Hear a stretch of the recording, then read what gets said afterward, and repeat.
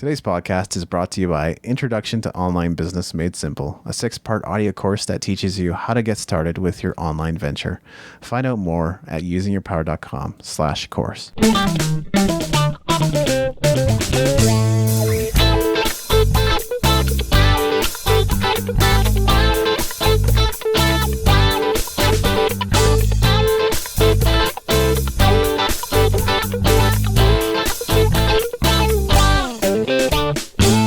Thanks for joining Using Your Power. My name is Maveen, Kaura. And I'm David Wiebe. Hey, David, how's it going? Great, man. I'm powered up. Nicely done. So what are we talking about today? How to be an awesome podcast host. And where did that come from? Well, I think it actually came from you, Mav, although I did suggest that we actually go ahead and do it. I think we even had the idea to do maybe in the future, right? Like as a comedic episode, we'll do one where we'll do all the things you're not supposed to do as a podcast host. But I think both you and I have listened to enough podcasts to where we've heard people just go incessantly, yeah, It's like, no, we assume you're listening, so no need to say every 2 seconds or every 2 seconds. You can't assume that they're listening. Sometimes people just tune right out. Yeah, maybe. We hope you're listening if you're the host or if you are the guest on that podcast. So that's probably one of those things not to do, but... Absolutely. And one of the reasons I think we kind of brought this up too as well, we are also, podcasting together. We are kind of hosting this show together. So There's things that we can definitely learn that we haven't maybe done already, or we can just bring to the forefront for ourselves. So this episode is just not only great for our listener, but it's also going to be great for us to kind of re-understand what we are doing and what we aren't doing, so we can get back on track for the next, 50 plus episodes or 100 episodes or 200 episodes. Yeah, exactly. We get a chance to share what we're learning. So the first thing I would say is ask good questions. It seems maybe obvious, but I wouldn't want to pass something to Mav that's necessarily a softball unless that was the whole idea of just setting him up for something. Otherwise, I want to make sure I'm presenting really good questions as a co-host or an interviewer of a podcast. And I think that's something that's good to do with interviews as well. Just be aware of that, because so many people ask the same questions. I mean, how many times can you ask Tony Robbins about his story? I'm sure everybody has asked that already. Maybe ask him something different that people haven't already asked. Well, exactly, right. And I think that my idea kind of was working right with yourself, right? It was asking good questions, but it was asking good open-ended or close-ended questions at the right time, right? Yes. So just like what you said, Dave, right? How many people have asked Tony Robbins about his story? We all know his story. We've heard it on multiple podcasts and multiple books that he's written, and he's talked about it, but maybe ask him about how he felt. Versus, tell us about the story again, right? And maybe ask him about what he did after, or, if, there's the one story he talks about, he gave all his money to the little kid at a restaurant, right? And ask him how he had felt at that, and really listen to what he says about that, or say, did you go home and, were you emotional? Did you cry? Did you feel energized? Or, and get that little backstory versus just the surface stuff. And that's kind of what we've actually aimed for this show to do, is really dig deeper versus just stick to the top of the surface. Absolutely, yeah. So we hope we'll be able to present great questions in the future for interviewees. The next thing is just to prepare well. I think, it's better said than, or easier said than done, because, I prepared some of my notes just today before we started recording these series. You were pretty prepared, weren't you? Yeah, I was super prepared for these. At least we had the titles, so I had some time to stew on it and think about it before we did. I think it's good to be prepared well for interviews. It doesn't mean you need to do extensive or tons of research on that person necessarily, because you might have a pretty good reason for interviewing that person and bringing them onto your show in the first place, and that might actually make your questions even more standard canned than they should be. So preparing well can mean different things to different people, and sometimes it means making great notes and bullet points before they're starting to record, especially on a solo episode. I think that's generally a really good idea. It could mean making a list of questions for your guest. It could be a variety of different things depending on who you are and your comfort level. Absolutely. And one thing I liked about being prepared is also just being knowledgeable. For example, with us, we're hosting the show again together. If it pays for me to be knowledgeable in what you're doing, it also pays for you to be knowledgeable in what I'm doing. So we kind of always have a way to, we can talk about what the other person's doing, as well as find ways to relate our separate stories to the listener, as well as, if you have a guest on on your show, it is a really good idea to really understand what that person does, maybe understand a little bit about their industry, understand how they're making decisions or what causes them to make certain decisions if you can find out this information. Or go back to our first point is ask good questions so you can actually find out more information about how they're maybe making better decisions. Yeah, that was something I was thinking about as well. Definitely being knowledgeable is just smart. It's a good idea to find out about your guest, your co-host, or even about yourself if it's just a solo episode, or whoever else you're planning to mention in your show. Another point is to listen to what your guest or co-host is sharing and respond accordingly. I mean, sometimes we break this rule too, but I think we've done a pretty good job of staying on course and, having good exchange and a good back and forth.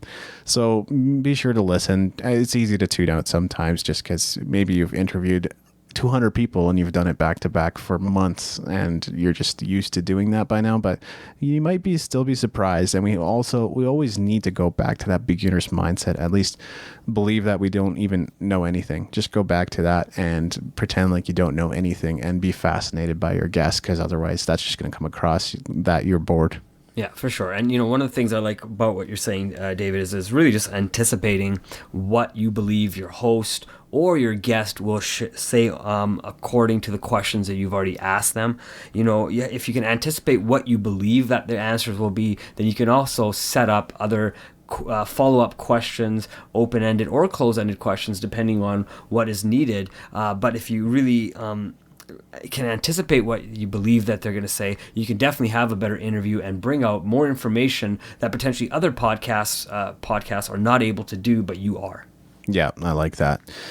Another thing, and this is more to the thing about audio quality. I mean, we should be using good mics and mixers, making sure, if we can record in the same room, if you can't use Skype, use a good Skype recorder to record that episode. Maybe get your guest to record on their end too and record on your end so that you have two audios that can be merged together to create a great sounding audio. That's all important, but my tip is actually, don't sniff, eat, or chew while you're recording. I've listened to lots of podcasts. It hurts my ears. I can't speak for anybody else, but I've always had sensitive ears, and I really don't want to hear you every 3 seconds because you haven't wiped your nose. Please take care of that. If avoidable, please don't eat on your podcast. I know some podcasts I listen to, the guys do sometimes eat on while they're on the show, and you can kind of tell. But if possible, please don't. For sure, and that probably goes for drinking as well. If you're gonna drink on your podcast, unless your podcasting is about drinking, that might be a little hard not to do. But for sure, if you gotta, cut that out, maybe it might be a good idea too. Sometimes edit it. There's great editing tools out there. I know you've introduced me to a lot of them, David. So use those tools or have your team edit it for you, so your podcast can sound very professional, and then you can get that message out there without being just distracting to all the mannerisms that you're doing by sniffing or eating or chewing. Exactly. And we may not have a heavily edited podcast, but we do make sure we're not doing some of these things. Oh, for sure, right? We're pretty focused on recording this episode, and as you should be too, to listening to this episode, right? I think that's what we really ask of ourselves, and we don't really ask anything of our listeners except tune in, and definitely tune in. Yeah, absolutely. One of the things I was thinking too is have something relevant to say on your podcast and to your partner, right? So try to make good points, try to bring up good examples so the listener can engage in a story. I know me and David are actually, I think, are really good at doing this. We are good at bringing up past experiences that we've had. We've talked about experiences in network marketing, our experiences at work or in jobs, or we've talked about with different clients that we've worked with, and just various different life examples. So just be really good at that, and be good at maybe asking your host or co-host or guest follow-up questions again, because again, it's all about anybody can podcast out there, right? I believe that, but what makes you different is going to be the type of quality of questions you're asking and the type of information you're able to get out of your host or even out of your guest. Yeah, and to your point, people love examples, right? And I think that's one of the reasons we do fairly well with connecting with people on this podcast is we do try to share real life examples of what's happening in our life and how it applies to us. Another point is to be enthusiastic and bring the best version of yourself to the show. Obviously, there's a lot of factors, but I think, that was something that Cliff Ravenscraft even said. There's enough negativity in the world. Let's try to be positive if we're going to put together some kind of show that people are going to be regularly listening to, and it's going to be in their earbuds all the time. Doesn't mean you can't go on little rants and raves, because those can actually become really great segments for, really great radio and drama and stuff like that. And so, don't censor yourself or anything, but try to bring the best version of yourself. Obviously, it depends on the day that you've had. Maybe just try recording at a different time if you're not feeling it in the moment, or just adjust what it is that you're going to say in that podcast episode. I like what you said, David, about the ranting and raving, right? Sometimes even though if you may go on a rant and a rave, the nice thing about it is it can give you an idea for another podcast that you can put out, another show that you can put out that maybe explores that, and then you have an opportunity to bring somebody in who maybe is an expert in whatever you're, ranting and raving about, or you can bring in somebody who has the exact opposite viewpoint of that and really have a really in-depth conversation and discussion with somebody, and that could end up maybe being one of your best shows, and it's all just based on maybe something that's frustrating you. That's true, and that would be awesome. Yeah. Awesome. Nice quick answer. Yeah, absolutely. Snappy. One of the things that I had written down here too is, keep in mind the podcast that you're doing. For example, if it's us, myself and David, and we have a guest, I know that's one of the things that we've talked about is having guests on our show. So one of the things that we'll talk about when we get into that is, making sure our guest is going to look great when we're interviewing that guest, right? It's about the guest. It's not about the two hosts to look better than the guest, right? I mean, the guest has come on to our show so they can talk about themselves, right? We haven't gone to their show. So in case you do have somebody come to your show, make sure you are putting them in the best light possible.